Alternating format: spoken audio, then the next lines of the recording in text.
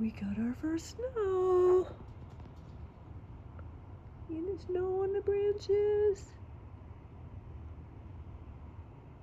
And the sunshine coming through. And it's freezing. It is so cold. The kitties.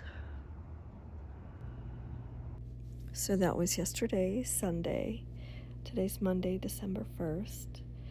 And of course, it wouldn't be Christmas or December without watching a holiday classic. You know, I want to say something about this movie.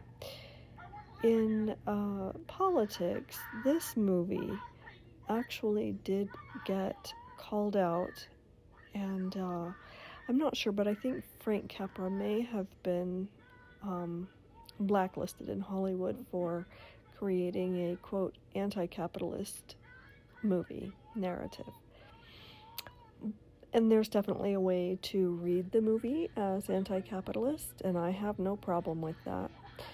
But there's another way to read it, besides the obvious, sentimental and, life-affirming, beautiful message that it carries.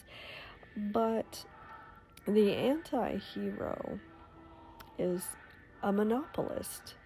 So this isn't necessarily an anti-capitalist text, but an anti-monopoly text. Just a thought.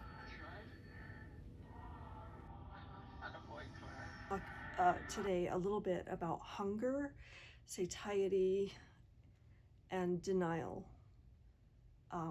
But first I just want to welcome you to December. It's cold now, and we really are transitioning deeply into winter.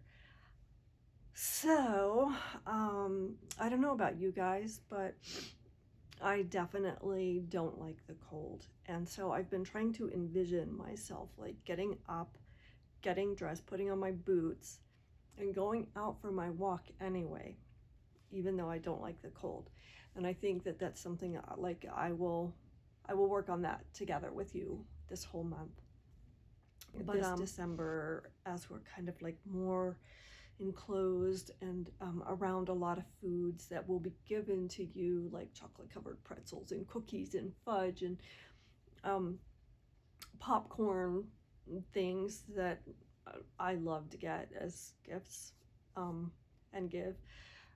Nuts, everything. Nuts are actually a really healthy snack, but you know what I'm saying, just grabbing something because your hormone profile is getting all messed up and dysregulated by the dark, the cold, the inactivity, and the stress. Attention to your hunger signals early, and nurture yourself with healthy whole foods, sufficient protein, some fat, and some complex carbohydrates.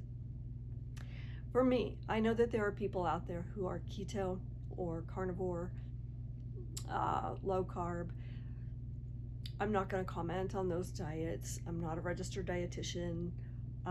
I've been through all of the diets. I have come back to this place of thinking, believing, and just knowing from my own body that I do need some complex carbohydrates and also deprivation. So satiety is going to be met with protein, fiber, and a little bit of fat.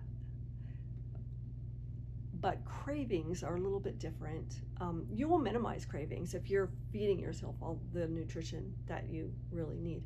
But sometimes, there are other cues too, like sensory cues with food and holidays, like sugar cookies or chocolate chip cookies. Have a little, unless you are in a relationship with food that doesn't allow you to do modest amounts of food because of food triggers, then that, again, I won't comment because I'm not a registered dietitian on that. But I will say for myself, when I have treats in the kitchen and I look at them and I know I can have them if I want them, then I don't compulsively eat them. It's that. So It is that black and white, either or, yes, I can, no, I can't, thinking, that deprivation mindset that, in my opinion and my experience, triggers binge eating.